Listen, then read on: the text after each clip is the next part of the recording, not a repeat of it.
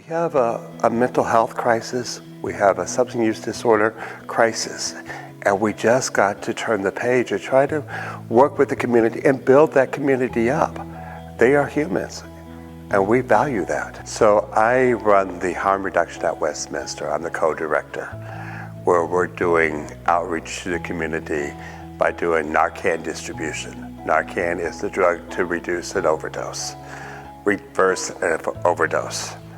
And so we have been working in harm reduction since 2008 here at Westminster. I am well known in the community for being the guy that hands out Narcan. I talk about it during our jazz night at Westminster.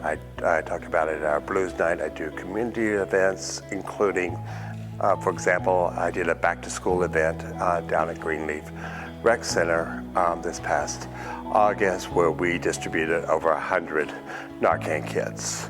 And the amazing thing about it is when I'm out there handing it out, most people, I would say 95% of the people know what I'm talking about and they want it.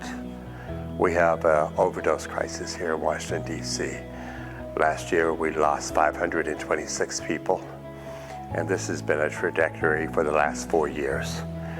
I understand that we are on the cusp of reversing that. We saw a 23% drop in drug overdose by death this past summer. So we're hoping that that will be shown across the year. And working with the community, when someone is ready, and only when they're ready, to get them access to treatment.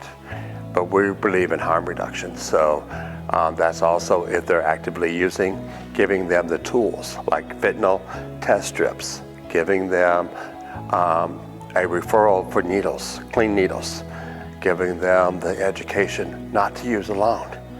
If you're using alone, all these tools aren't going to make any difference. So it's really all about trying to be the voice and to lead as a faith place of worship. That we are the ones that need to be doing this work. We do a Sunday service on recovery every year. And this year we did it, and a member came up to me and said, "George, you know, next year I'm ready to tell my story." We don't know who is in our pews that are suffering from all of these issues, but they don't need to do it alone. I hear a lot about, you know, you're enabling them. No, we're not. What we're doing is we're seeing them as a human being. Their life matters, and they particularly matter to me.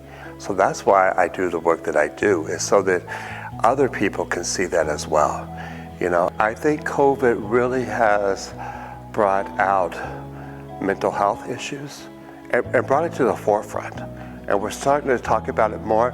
We're starting to talk about trauma and the impact of trauma, PTSD, you know, how that impacts the community. You know, in layman's term, I look at it, when we get in the car, we put our seatbelt on. That is to protect ourselves and protect others. And that's what harm reduction is.